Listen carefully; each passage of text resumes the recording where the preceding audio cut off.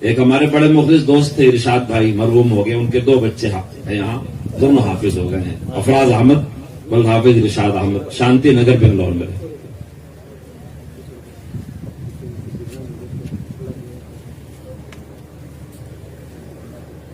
اس بچے نے حفظ کی شروعات رائے چوٹی مدرسے میں کیا تھا، 1 پارہ یا 2 پارہ وہاں کر کے پھر یہاں آئے۔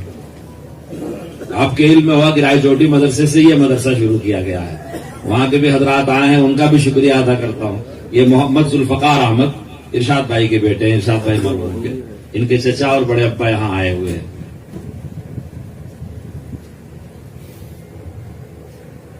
الحمدللہ۔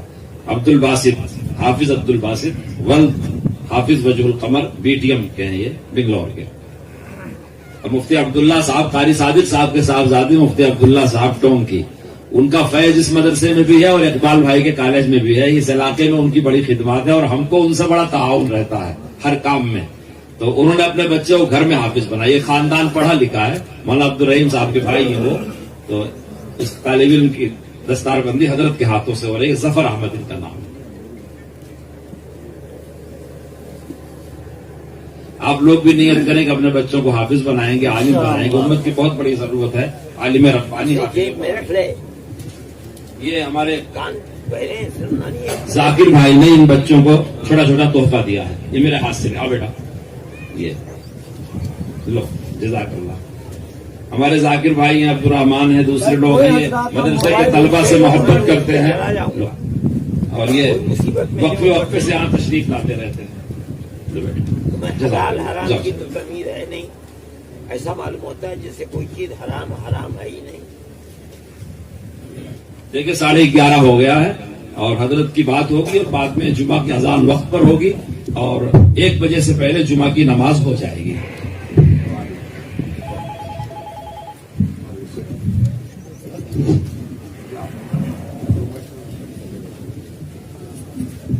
بسم اللہ الرحمن الرحیم، الحمد للہ نحمده ونستعینه ونستغفره ونؤمن به ونتوکل علیہ ونعوذ باللہ من شرور انفسنا ومن سیئات اعمالنا، من يهده الله فلا مضل له ومن يضلله فلا هادي له، ونشهد أن لا إله إلا الله وحده لا شريك له، ونشهد أن سيدنا ومولانا محمدا عبده ورسوله، أما بعد۔ علاقے کی جمعیت کے صدر محترم اور معزز حاضرین کرام،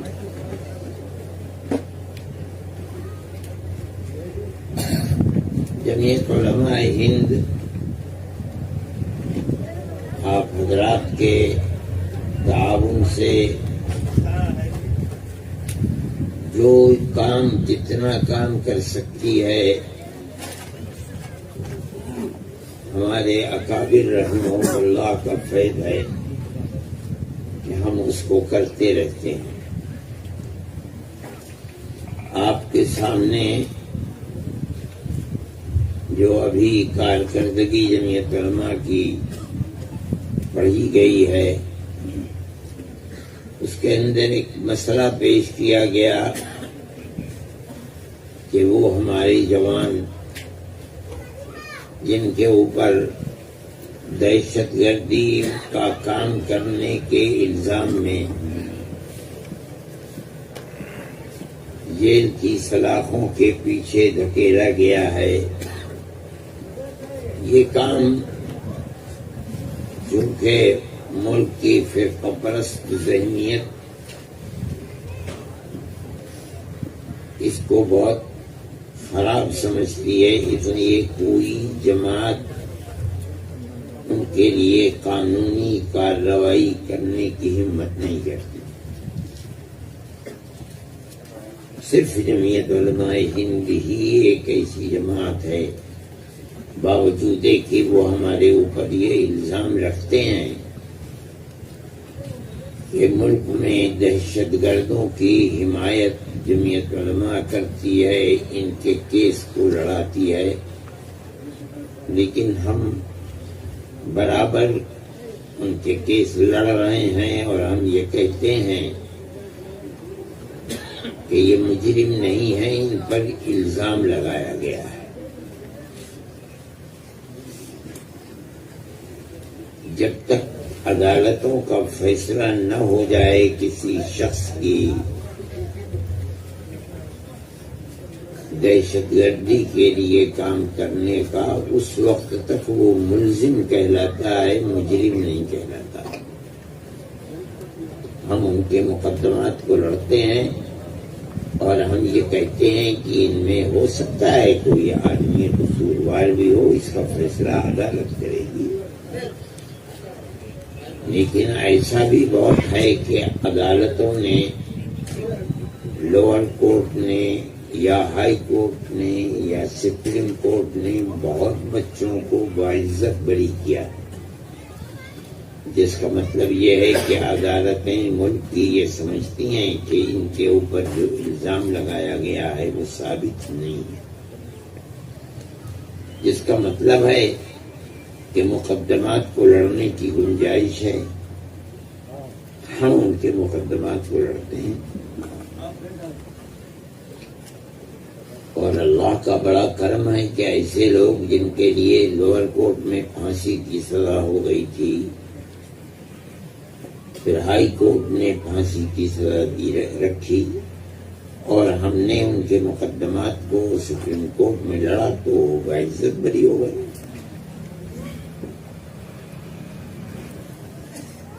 جن لوگوں کو عمر قید کی سزا نیچے کی عدالتوں سے ملی ہے، اوپر کی عدالتوں سے وہ باعزت بری ہوئے ہیں۔ یہ اس بات کی دلیل ہے کہ وہ لوگ جن پر الزام رکھتے ہیں اور کہتے ہیں کہ جمعیت علماء دہشت گردوں کی مدد کرتی ہے، ان کا یہ کہنا غلط ہے۔ فیصلہ تو عدالتیں کریں گی کہ جو بات آپ کہہ رہے ہیں یا پولیس نے جو الزامات ثابت کیے ہیں وہ صحیح ہے کہ غلط ہے۔ عدالت جب یہ فیصلہ کر دے گی تب آپ یہ بات کہہ سکتے ہیں، لیکن اگر عدالت ان کو بری کرتی ہے تو اس کا مطلب یہ ہے کہ آپ جو بات کہہ رہے ہیں یا پولیس نے جس بنیاد پر انہیں سلاخوں کے پیچھے پیر ڈالا ہے وہ بنیادیں صحیح نہیں ہیں، غلط ہیں بنیادیں، اور جمعیت علماء اس کے اوپر خرچ کرتی ہے اور آپ اس کا اندازہ نہیں لگا سکتے کتنا خرچ کرتی ہے۔ ہمارا اس میں کچھ نہیں ہے، مسلمان دیتا ہے ہم اسے خرچ کر دیتے ہیں۔ سپریم کورٹ کے اندر ہم عام طریقے کے اوپر جو سینئر وکیل ہے اس کو لیتے ہیں، بڑے سے بڑے وکیل کو لیتے ہیں، 5 لاکھ 10 لاکھ کبھی کبھی 15 لاکھ ایک وکیل بس غیر عدالت کے اندر رکھا اور اس کی یہ رقم ہو گئی، چاہے بحث ہو چاہے بحث نہ ہو۔ ابھی آخری مرحلہ یہ ہوتا ہے کہ آدمی کو سزا ہو گئی عمر قید کی، ہم اس کو ضمانت کی کوشش کرتے ہیں کہ اس کو 20 دن کی 30 دن کی 40 دن کی ضمانت پر یہ اپنے گھر میں آ جائے، سال میں 1 مرتبہ۔ یہ بھی ہمارا کام ہے، ہم کرتے ہیں ان لوگوں کی ضمانت۔ ابھی پچھلے ہفتے میں کچھ لوگوں کی ہم نے ضمانت 40 دن کے لیے کرائی ہے اور وہ لوگ اپنے گھر پہنچ گئے ہیں۔ پھر ہم وہ گھر پہنچتے ہیں تو ہم سے کہتے ہیں بھائی ہمارا خرچ کہاں سے ہوگا، ہمارے تو بچے ہیں چھوٹے چھوٹے، ہم کیا کریں گے، ہمیں پیسہ دو۔ ابھی میں نے ایک صاحب کو کہا کہ 30,000 روپے اس کو دو، یہ 40 دن کے اندر خرچ کرے اپنے بچوں کے اوپر، آئے جائے رشتے داروں کے اندر، اس کے پاس کچھ پیسہ ہونا چاہیے۔ میرے خیال میں یہ 1.5 لاکھ روپے یا 2 لاکھ روپے سے زیادہ ہر مہینے میں اس پر خرچ ہوتا ہے کہ بھئی اگر جیل میں بند ہے، مان لیجیے اگر قصور بھی کیا ہے تو اس باپ نے کیا ہے، اس کے بچے اور بیوہ کو کیا قصور ہے؟ جمعیت علماء ایسے لوگ جو ہم سے کہتے ہیں اور وہ لاکھوں کی تعداد میں ہے، ہم ان کو 5,000 روپئے ماہانہ بھیجتے ہیں بچوں کی تعلیم کے لیے، اور رمضان کے مہینے میں ہم اس کو 10,000 کر دیتے ہیں۔ تو جمعیت علماء جو کام کر سکتی ہے وہ کرتی ہے۔ دلی کے اندر فسادات کے اس کے اندر نہیں ہے، ہم ابھی تک اس کے اندر تقریباً 70-80 لاکھ روپیہ خرچ کرتے ہیں۔ پہلے ہی مرحلے میں ہم نے 50 لاکھ روپیہ دے دیا تھا ان کو۔ پھر اس کے بعد یہ ہوا کہ بعض لوگوں کی ضمانتیں لوئر کورٹ میں نہیں ہوئی، ان کے لیے ہائی کورٹ جانا پڑا، تو وکیل نے ہم سے کہا کہ ہمیں اور پیسہ دو، چنانچہ ہم نے انہیں اور پیسہ دے دیا۔ تو جمعیت علماء جو کام کر سکتی ہے اور جو اس کو کرنا چاہیے عوام کی فلاح و بہبود کے لیے، جمعیت علماء کرتی ہے، اور اس میں ہندو مسلم کی بھی کوئی قید نہیں ہے۔ جمعیت علماء ہندوؤں کی بھی اسی طرح مدد کرتی ہے جس طرح مسلمانوں کی مدد کرتی ہے۔ ان میں ایسے لوگ بھی ہیں جن کو عمر کی یعنی جن کو پھانسی کی سزا ہوئی تھی، ان میں 1-2 مسلمان بھی تھے، اور یہ کیس بمبئی سے اٹھا تھا، گجرات سے، اور دلی میں آ کر کے ختم ہوا۔ اس کے اندر سے ہندو بھی تھے، ہم نے ان کی بھی مدد کی۔ اور بھی ہمارے پاس اگر چیز آتی ہے تو وظائف کا ذکر ہے اس کے اندر، ہم وظائف دیتے ہیں۔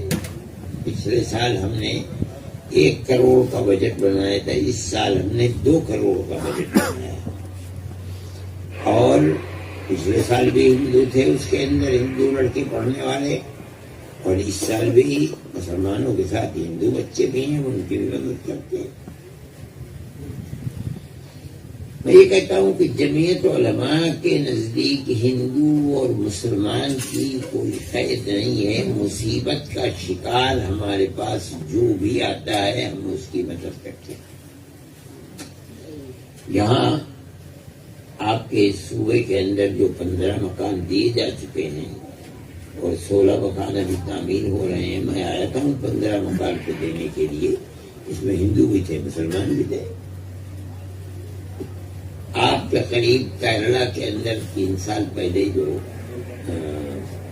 سیلابات اور سیلاب آئے تھے، اس کے اندر بڑے مکانات تباہ ہو گئے تھے۔ جمعیت علماء کو اجازت ملی کام کرنے کی، اپنی اس کی تاریخ کی بنیاد پر۔ دوسری پارٹیاں آنی چاہتی تھیں، ان کو اجازت نہیں دی گئی، جمعیت علماء کو اجازت دی گئی۔ جمعیت علماء نے مسلمانوں کے لیے بھی، کرسچنوں کے لیے بھی، ہندوؤں کے لیے بھی، جن کے مکانات تباہ ہو گئے تھے، جتنی ہم مدد کر سکتے ہیں وہ مدد کرتے ہیں۔ اور میں یہ سمجھتا ہوں کہ چاہے گورنمنٹ ہو، چاہے مسلمانوں کی تنظیم ہو، چاہے ہندوؤں کی تنظیم ہو، مصیبت کسی پر آتی ہے تو نام اور مذہب پوچھ کر نہیں آتی۔ ہندوستان کی ہمیشہ سے یہ تاریخ رہی ہے کہ انہوں نے ہندو اور مسلمانوں کو ساتھ لے کر کام کیا ہے۔ یہ تو بدقسمتی ہے اس وقت کہ فرقہ پرست طبقہ ملک کا حکومت فرقہ پرستی کی بنیاد پر کرنا چاہتا ہے، وہ کر رہا ہے۔ پیار و محبت کی جگہ نفرت اس نے بھر دی ہے، اور وہ یہی کہتا ہے کہ اگر تمہیں محفوظ رہنا، مسلمان تمہیں کھا جائے، اگر تمہیں محفوظ رہنا ہے تو تم ہمیں ووٹ دو، ہم مسلمانوں کو آگے بڑھنے دیں گے۔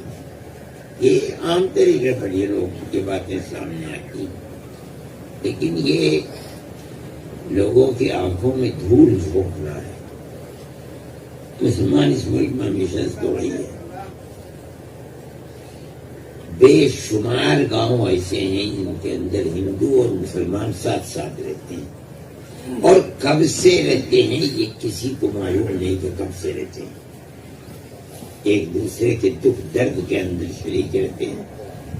اور یہاں تو میں نہیں جانتا ہوں، لیکن یو پی کے اندر تو ایسے گاؤں ہیں کہ جن گاؤں میں ایک ہی برادری کے لوگ بستے ہیں، تیاگی ہیں، گوجر ہیں، ٹھاکر ہیں، ایک ہی برادری کے لوگ ہیں، ان میں ہندو بھی ہیں، مسلمان بھی ہیں. یہ جانتے ہیں کہ ہمارے کون سے دادا پردادا نے اسلام کو قبول کر لیا تھا، یہ ان کی اولاد ہیں، ہم ان کی اولاد ہیں. جو دوسرا بھائی تھا جس نے اسلام کو نہیں قبول کیا.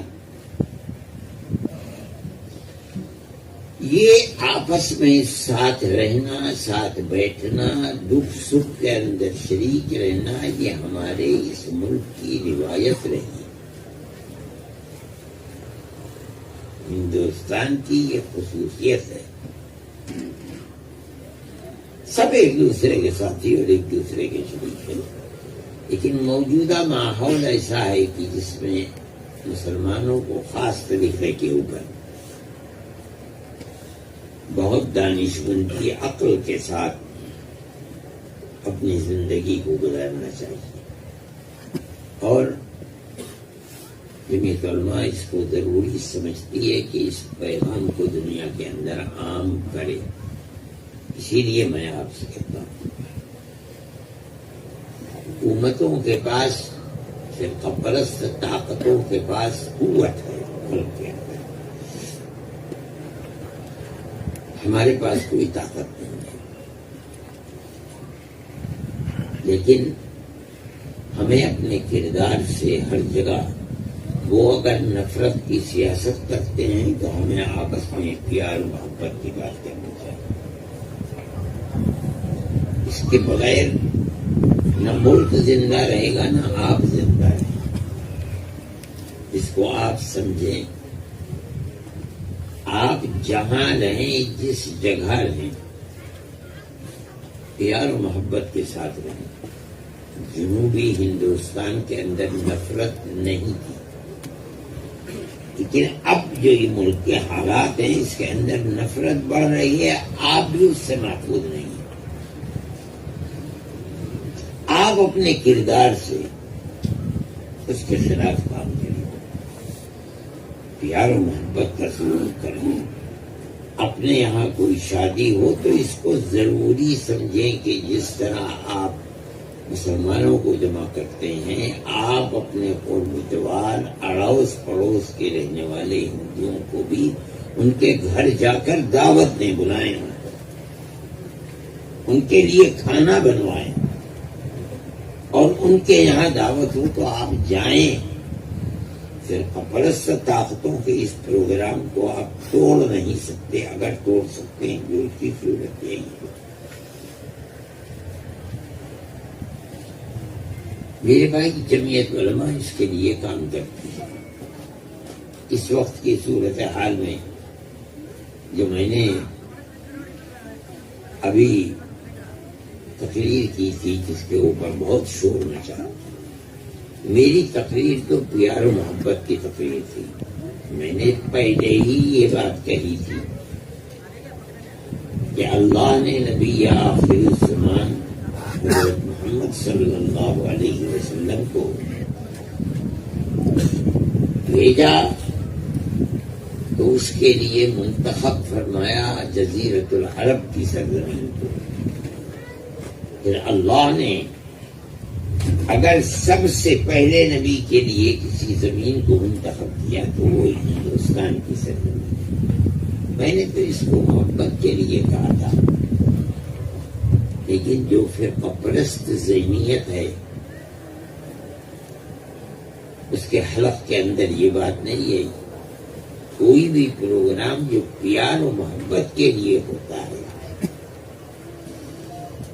اس پروگرام کو وہ پیار و محبت کی نظر سے نہیں دیکھتے. حالانکہ میری بات بہت واضح ہے. میں نے یہ کہا کہ جو توحید کا پیغام ہندوستان سے اٹھا تھا، ہر نبی نے بغیر ایک حرف کی تبدیلی کے اسی توحید کے پیغام کو دنیا کے سامنے رکھا.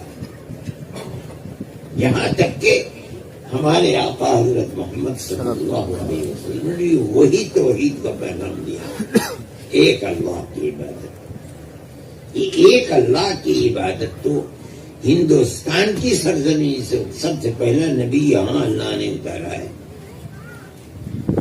یہ اتنی واضح بات ہے, اتنی کھلی ہوئی بات ہے کہ اس میں کسی کو کوئی تردد نہیں, مگر اللہ نے عقل کے اوپر اس طرح پردہ ڈال دیا ہے کہ وہ اس کو یہ سمجھتے کہ ہم نے ان کی توہین کی. ابھی میرے پاس فون آیا محترم صاحب کا کہ ان کو کسی نے اطلاع دی ہے کہ وہاں دینا مظفر نگر میں کوئی مہنت رہتا ہے, وہ دیوبند آ کر کے دارالعلوم میں اور اس کے اوپر بحث کرنا چاہتا ہے.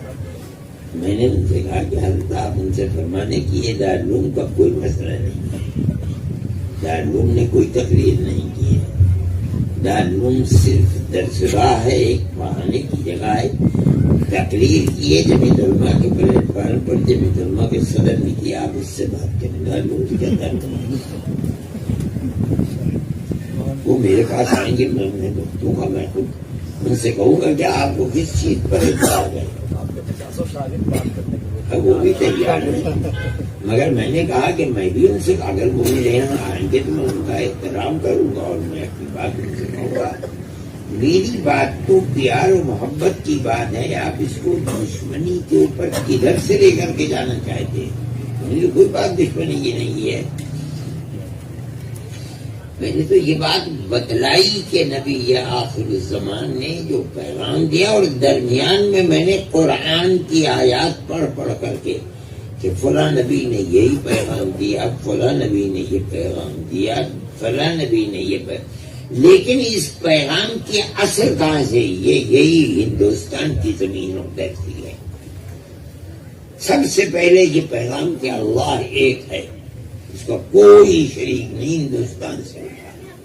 وہ کہتے تم نے یہ کہا ہے کہ اسلام سب سے پرانا. میں نے کہا میری پوری تقریر میں ایک مرتبہ بھی اسلام کا لفظ نہیں ہوگا انشاءاللہ. میں نے کیا ہے, میں نے بہت سوچ سمجھ کر کے میں نے صرف دین دین دین دین اول سے آخر تک دین ہی کا لفظ بولا ہے, جس کا مطلب ہے اعتقاد. اعتقاد کی بنیاد ہندوستان ہے, جہاں حضرت آدم اترے جن کو تم منو کہتے ہو. مان لو کہ منو آدم نہیں ہے, کوئی تو ہے جو ہندوستان میں اترا, اسی کو لے لو.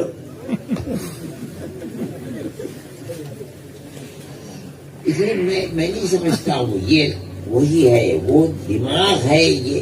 لیکن مجھے ایک بات کی خوشی ہے, بے شمار جوان لڑکے جو سنسکرت کو نہیں پڑھتے تھے, اور وہ کتابیں جو مذہبی کتابیں ہیں ہندوؤں کی, ان کتابوں کو کوئی دیکھتے ہی نہیں تھا, مگر اب ان کی توجہ اس کی طرف ہو گئی, وہ پڑھ رہے ہیں.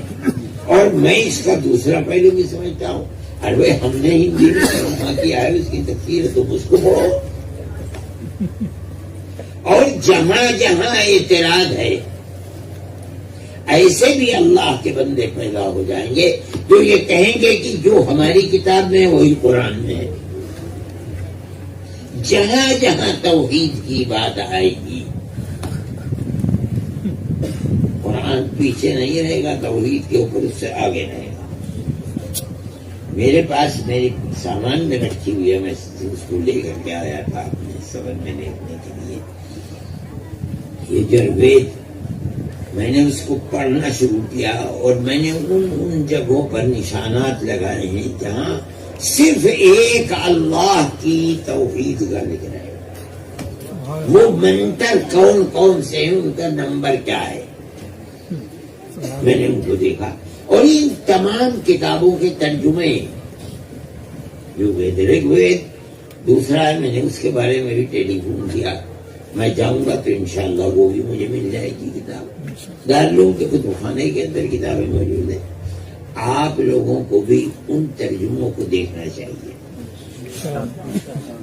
مقصد یہ ہے کہ اللہ نے جو بھی آسمانی دین ہے, ہر دین کی بنیاد توحید کے اوپر ہے. اور لکل قوم ہاد, یہ ہو نہیں سکتا کہ حضرت آدم سے لے کر آج تک اس قوم میں انبیاء نہ بھیجے گئے وہ ہو نہیں سکتا. اور قرآن کہتا ہے وما ارسلنا من رسول الا بلسان قومه ليبين لهم. ہم نے کسی نبی کو کسی قوم کے پاس نہیں بھیجا، اگر بھیجا تو اسی قوم کی زبان کے اندر بولنے والا بھیجا ہے. کوئی عرب کا آدمی یہاں سنسکرت بولنے والوں کے درمیان میں ہادی بن کر کے نہیں آئے گا. یہاں کا سنسکرت بولنے والا عرب کے اندر ہادی بن کر نہیں جائے گا. قوم کے پاس بھیجا ہے، ساری دنیا کے پاس نہیں بھیجا. یہ ساری دنیا کے پاس نبی بھیجنا یہ صرف نبی آخر الزمان ہے. وہ جو جن کو دوت منو کہا جاتا ہے، دوسرا منو، اس لیے کہ پہلے منو آئے ان سے نسل چلی، اس کے بعد شیش آئے. جب نسل ادھر ادھر ہونے لگی اللہ نے دوسرا نبی بھیج دیا. اس کے بعد وہ گئے راستہ بتا کر کے، اللہ نے پھر قوم ادھر ادھر ہوئی، تیسرا. ہر نبی نے وہی چراغ جلایا جو پہلے نبی نے جلایا تھا. اب اس کے بعد آئے ہیں دوسرے منو، یعنی حضرت نوح علیہ نبینا علیہ السلام.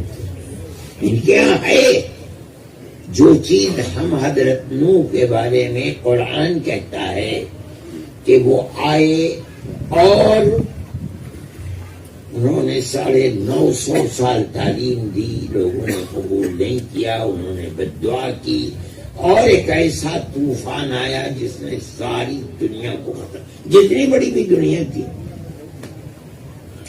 ان کی کشتی میں جو رہ گئے وہی بچے. ایک لڑکا کشتی سے باہر رہا ہوگا، 3 لڑکے حام سام یا پھر یہ کشتی میں رہے. جب طوفان تھم گیا وہ لڑکا بھی اس طوفان کے اندر مر گیا. یہ قرآن کے اندر دکھ رہا ہے.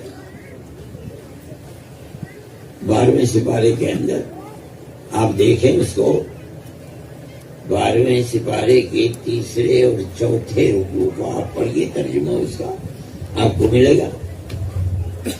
وہ کہہ رہے ہیں اللہ یہ میرا لڑکا ہے، یہ میرے اہل میں سے ہے، اس کو بچا دیجیے. اللہ فرماتا لیس من اہلک انہ عمل غیر صالح. یہ اچھے کام کرنے والا نہیں ہے، تمہاری اولاد اچھے کام کرنے والی. یہ 3 بچے انہی سے دوبارہ نسل چلی ہے. وہ بھی اپنی قوم کی طرف بھیجے تو ایسے انا ارسلنا نوحا الى قومه ان انذر قومك من قبل ان يأتيهم عذاب اليم. ہر نبی کو قوم کے پاس بھیجا ہے. حضرت آدم تو اس وقت اولاد تھی نہیں، جو اولاد ہوتی رہی اسے سبق یہی بتلاتے رہے. میں نہیں کہتا ہوں کہ اسلام سناتن دھرم سے پہلا مذہب، میں نے کبھی یہ نہیں کہا. وہ کہتے ہیں خود جانے کہاں سے کہتے ہیں وہ جانے ان کا کام جانے. میں نے تو اسلام کا نام ہی نہیں لیا. اسلام تو 3 چیزوں کا مجموعہ ہے. اسلام مذہب، ایک تو عقیدہ کہ اللہ ایک ہے، اس کا کوئی سازی اور شریک نہیں. دوسرے عبادات، نماز، روزہ، حج، زکوٰۃ.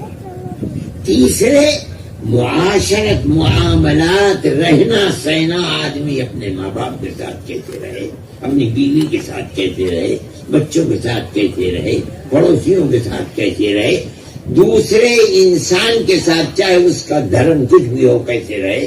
نہیں، آدمی نہیں، کتے کے ساتھ، بلی کے ساتھ کیسا معاملہ کرے. ان 3 چیزوں کا نام اسلام.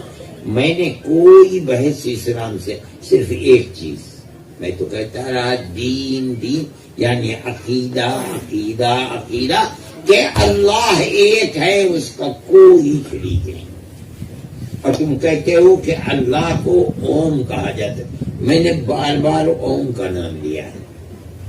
آپ کہیں اوم اللہ نہیں، میں کہوں گا ایشور اللہ ہے. چلو ایشور کو لے لو.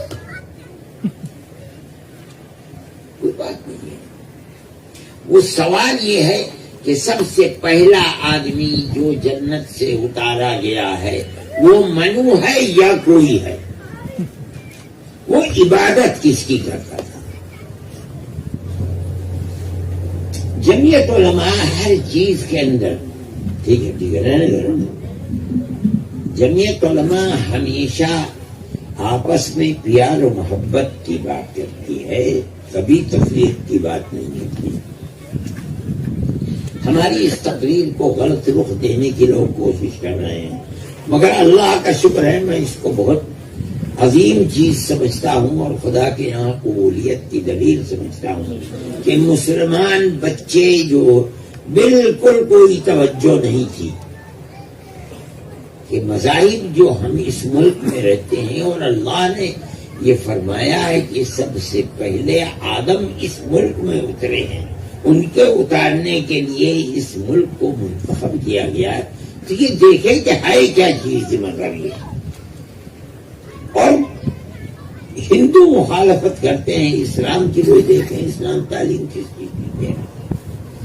خدا اس کے دروازے کو کھول دے تو میں زندہ رہوں کہ مر جاؤں، مگر میں سمجھتا ہوں کہ میں کامیاب رہا۔ جمعیت علماء کبھی بھی لڑائی جھگڑے کی بات نہیں کرتی۔ ہمیں کوئی برا کرتا ہے ہم اپنی گردن کو جھکا دیتے ہیں، ہو برا کہوں، ہم کسی کو برا کہنے دیتے ہیں۔ میں کہہ رہا تھا کہ جمعیت علماء برابر پیار و محبت کا کام کرتی ہے۔ ہم نے آج سے 7-8 سال پہلے بنگال میں ایک سیلاب آیا تھا اور بہت تباہی آئی تھی، اس کے اندر ہندو مسلمان تک بہت بڑی تباہی اور کھیتی سب ختم ہو گئی تھی۔ ہم نے وہاں اپنے کیمپ لگائے۔ ہمارے ایک کیمپ میں ایسے بھی کیمپ تھے جس میں صبح کو 2700 آدمی اور شام کو 2700 آدمی کھانا کھاتے تھے، اور کوئی نہیں دیکھا جاتا تھا کہ کون ہندو کا۔ بھائی مصیبت آئی ہے، اس مصیبت میں مدد کرنی چاہیے نا۔ میں نے ہدایت کر رکھی تھی کہ خبردار کوئی آنے والا آدمی جائے نہ اٹھ کر کے یہاں سے۔ ہندو تنظیمیں بھی تھی مگر وہ ہندوؤں کو دیکھتی تھی، ان کی مدد کرتی تھی، مسلمانوں کو نہیں آنے دیتی تھی۔ مگر ہمارا یہ تھا چاہے ہندو ہو چاہے مصیبت زدہ ہے وہ آئے اور کھائے، ہمیں کوئی اس کے اندر تکلف نہیں۔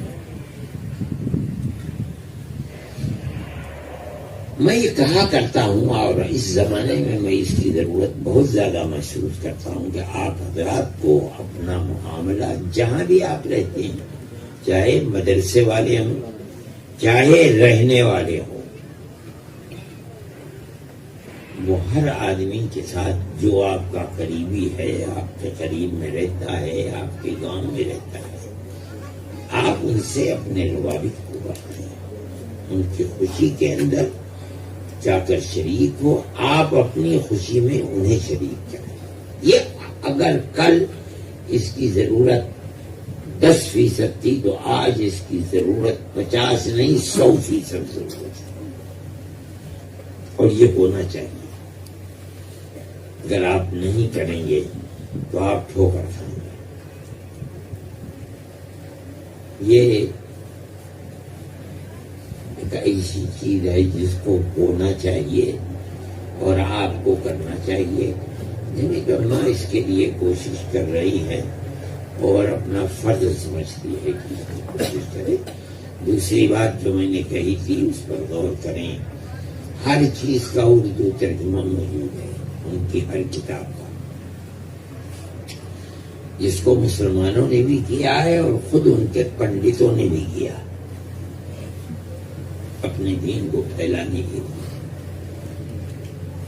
آپ ان کتابوں کو دیکھیے، پڑھیے، اور جہاں اس میں آپ کو چیز توحید کے مطابق ملتی ہے تو آپ اس چیز کو لیجیے اور دوسروں تک پہنچائیے۔ اور اگر آپ کر سکتے ہیں تو ایک طرف رکھیے اس حصے میں جو وہ کہہ رہے ہیں، اور اسی کے مطابق توحید کی جو آیت قرآن کی ہے اس کو دوسری طرف رکھیے. اس کے ترجمے کو کہ یہ منتر اتنے نمبر کا ہے اسے دیکھو، اور یہ آیت فلاں سپارے میں اتنے نمبر کی ہے اس کو دیکھو. آپ اس طرح سے کر کے لوگوں تک پہنچائیں اس کو. یہ جو نفرت ہے، اور مسلمان کے دل میں نفرت اتنی نہیں ہے جتنی نفرت اکثریت کے دل کے اندر ہے. ان کو یہ بتائیے آپ کہ تمہارے آبا و اجداد نے کس طرح زندگی گزاری ہے پیار و محبت کی، اور اس کا سبب یہ تھا جو ان کتابوں کے اندر لکھا ہوا. ان چیزوں کو دیکھیے. اسلام کے اوپر جو قرآن پر وہ سب سے بڑا اعتراض کرتے ہیں وہ اعتراض ہے جہاد کا. اور جہاد کا مطلب وہ لیتے ہیں کہ قتل و غارت گری، تلوار سے بندوق سے مار دینا غیر مسلم کو، یعنی جو مسلمان نہیں ہے اسے جینے کا حق نہ دینا. مگر یہ جہاد کا مطلب نہیں ہے. نہیں جہاد آزادی ہند کا مطلب یہ تھا کہ سب انگریزوں کو مار دو. مجاہدین آزادی جن کو کہا جاتا ہے انہوں نے کئی انگریزوں کو مارا ہے. جہاد کا یہ مطلب نہیں ہے. جہاد کا مطلب تو کوشش کرنا ہے. اور جو جہاد اور جنگ ہوئی ہے وہ جنگ مذہب کی بنیاد پر نہیں ہوئی. دیکھیے نبی کریم علیہ الصلوۃ والسلام نبوت کے بعد 13 سال مکہ معظمہ میں رہے. جس طرح اہل مکہ اپنے گھروں میں رہتے تھے اسی طرح انگلیوں پر گنے ہوئے مسلمان بھی گھروں پر رہتے تھے. کوئی لڑائی جھگڑا نہیں. مذہب کی بنیاد پر کوئی لڑائی جھگڑا نہیں. آپ دیکھیے کہ نبی کریم علیہ الصلوۃ والسلام کے چچا ابو طالب آپ کے ساتھ رہتے تھے. ایک حرف کبھی ابو طالب کے خلاف یا ان کو قتل کرنا یا یہ کہنا کہ میں آپ کے ساتھ نہیں رہوں گا، میرا مذہب اسلام ہے، تمہارا مذہب کفر ہے، بت پرستی ہے، آپ میرے ساتھ نہیں رہے. کہیں نظر آخری وقت تک آپ کے ساتھ رہے. جہاد اٹھا کہاں سے؟ اس پر غور کیجیے. جب نبی کریم علیہ الصلوۃ والسلام ہجرت فرما کر کے مدینہ منورہ آئے تو اب اللہ کے حکم سے آپ نے دنیا میں سب سے پہلی اسلامی حکومت قائم کی مدینہ منورہ میں. اب تک کہیں اسلامی حکومت نہیں تھی. آپ اس کے امیر المومنین بادشاہ ہیں. آپ کے پاس قید خانہ بھی ہے. آپ کے پاس آپ کہتے ہیں بینک، ریزرو بینک یا اسٹیٹ بینک، بیت المال بھی ہے آپ کے پاس. کسی بھی حکومت کے لیے لشکر کا ہونا ضروری ہے. آپ کے پاس صحابہ کا لشکر بھی ہے. اب مکے کے لوگ اس حکومت اسلامی کو آگ لگانا چاہتے ہیں. جب ہم نے انہیں اپنے گھروں میں نہیں رہنے دیا، اب مدینے میں جا کر کے یہ حکومت کیسے قائم کریں گے؟ جتنی جنگیں ہوئی ہیں وہ اسی بنیاد پر ہوئی ہیں. یہاں ہے جہاد. یہ تو آج بھی ہے. اگر ہندوستان کے اوپر چین حملہ کر دے تو کیا اس کو دودھ پلایا جائے گا؟ اگر ہماری حکومت ان کا بھرتا بنا سکتی تو بھرتا بنا دے گی. دنیا کی ہر حکومت بناتی ہے. کون ہے جو ان کو بلا کر کے دودھ پلاتی ہے؟ یہی اسلام کی صورت ہے. جو لوگ اسلام کو چین سے نہیں رہنے دیتے جو لوگ اسلامی حکومت کی جڑ اکھاڑنا چاہتے ہیں، جہاد ان سے ہے، رہن سہن کے اندر کوئی جہاد نہیں، لیکن لوگ اس کو نہیں سمجھتے۔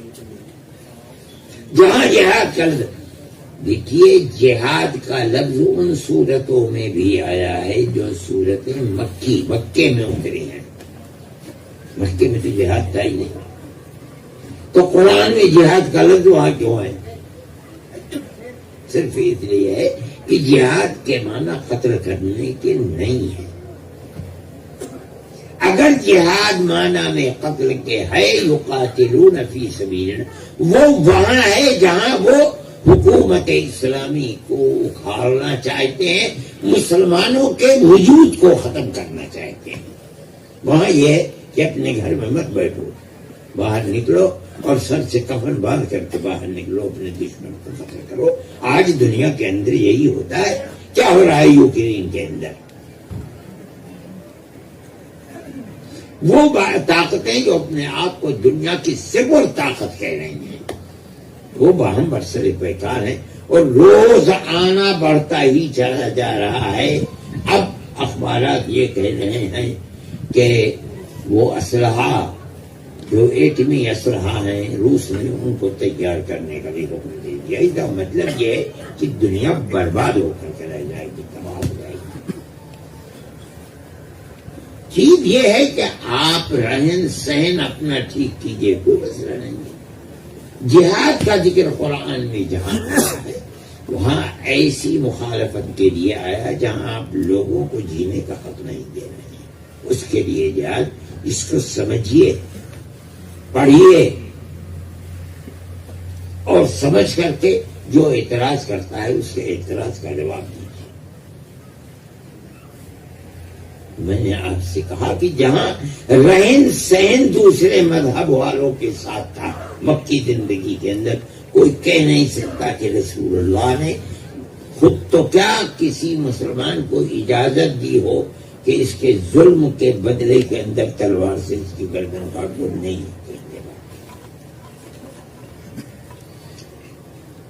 اس کو سمجھنا چاہیے اور اپنے رہن سہن کو غیر مسلموں کے ساتھ آپ اچھا کیجیے، تاکہ کھڑے ہوں۔ اگر 10 آدمی کھڑے ہوں تو 1-2 آدمی تو کہنے والے ہوں بھائی یہ آدمی بہت اچھا ہے، اس سے کرنا میں سمجھتا ہوں کہ اگر آپ اس کی کوشش کریں گے تو آپ کی یہ کوشش یقیناً برابر ہوگی۔ اور ہم تو اللہ سے یہ دعا کرتے ہیں کہ اللہ تعالیٰ اس ملک کے اندر پیار و محبت کی وہ تاریخ جو ہزاروں سال سے پیار و محبت کی تاریخ ہے، اللہ اسی تاریخ کو زندہ و جاوید فرمائے۔ ہم تو سب ایک دوسرے کے ساتھ رہتے تھے اور آج بھی رہتے ہیں۔ پھر خبرست طاقتیں ہیں جو آگ لگانا چاہتی ہیں، اللہ ان کو ناکام۔ آخر دعوانا الحمدللہ رب العالمین۔ میں اب اس لائق نہیں ہوں کہ میں تقریر کروں، اس سے زیادہ دیر بولا بھی نہیں جاتا ہے۔ جتنی دیر میں بول گیا یہ بھی خدا کی قدرت ہے۔ اب میرا سفر کرنا اور آنا جانا یہ سب مشکل ہو گیا ہے، میری اندر طاقت بھی نہیں ہے۔ آپ حضرات تشریف لائے، میں اپنے دل کی گہرائیوں سے آپ کو تشریف آوری پر شکریہ ادا کرتا ہوں، مبارکباد دیتا ہوں۔ میں نے جو سما خراشی کی ہے، میں چاہتا ہوں کہ آپ عملی اعتبار سے آگے بڑھیں اور اس پیغام کو لوگوں تک لے جائیں، پہنچائیں اور پیار و محبت کا معاملہ کریں۔ یہ آپ کا دین ہے۔ میں جو بات آپ سے کہہ رہا ہوں وہ دین کی بات ہے، اس سے بات نہیں کہہ رہا ہوں۔ رسول اللہ صلی اللہ علیہ وسلم کا جو عمل تھا غیر مسلموں کے ساتھ، وہ پیار و محبت کا تھا، قتل و غارت گری کا نہیں تھا۔ مسلمان کو وہی عمل پیش کرنا ہے، تبھی وہ اس ملک کے اندر اپنے وجود کو تسلیم کرا سکتا ہے۔ ورنہ ملک جس راستے پر چل رہا ہے تو آپ کے سامنے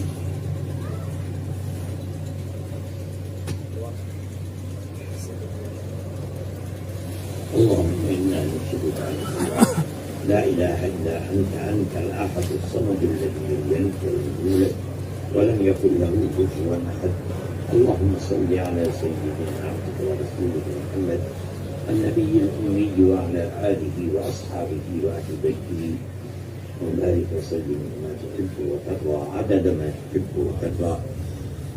اے اللہ ہماری حاضری کو قبول فرما. جو باتیں کی ہیں ان باتوں کے اندر قوت کو پیدا فرما. آپ امن و امان کو پسند فرماتے ہیں. آپ ظلم و زیادتی کی مخالفت فرماتے ہیں. اے اللہ پیار و محبت کی باتیں کی ہیں اس کے اندر قوت عطا فرما. اے اللہ ہم سب کو امن و امان اور پیار و محبت کے ساتھ زندگی گزارنے کی توفیق عطا فرما. ہماری پرانی اس ملک کی تاریخ کو زندہ فرما دیجیے. اے الہ العالمین ہماری دنیا کو بھی آباد فرمائیے اور ہماری آخرت کو بھی آباد فرمائیے. اے اللہ اس مدرسے کو بھی ترقی عطا فرمائیے. اے اللہ جس مقصد کے لیے اس زمین کو دینے والے نے دیا تھا اور لینے والوں نے لیا تھا، اے اللہ اس میں 4 چاند لگائیے اور اس کو اس صوبے کے اندر ایمان و اسلام کی زیادتی کے لیے عام ہونے کے لیے ذریعہ بنائیے. پڑھنے والوں کے علم میں برکت عطا فرمائیے، عمل میں برکت عطا فرمائیے. پڑھانے والوں کے اندر مزید اخلاص للہیت کو پیدا فرمائیے. جنہوں نے یہ زمین دی تھی مدرسے کے لیے، اے اللہ ان کے مقصد کے اندر کامیابی عطا فرمائیے اور ان کی دنیا کو بھی ترقی میں بھی ترقی عطا فرمائیے، دین میں بھی ترقی عطا فرمائیے. اے پروردگار جو باتیں کی گئی ہیں ان باتوں کو کرنے کے لیے قوت پیدا فرمائیے. اے اللہ ہمارے ملک کو امن کا گہوارہ فرمائیے. ہم سب کو امن و امان کے ساتھ رکھیے. رزق حلال عطا فرمائیے. شرور و فتن سے محفوظ و معمون فرمائیے. جب وقت آئے تو اے اللہ ایمان پر خاتمہ فرمائیے. نبی کریم علیہ الصلوۃ والسلام کی شفاعت میں سر فرما دیجیے اور اپنی جنت میں جگہ عطا فرمائیے. صلی اللہ تعالی علیہ وسلم.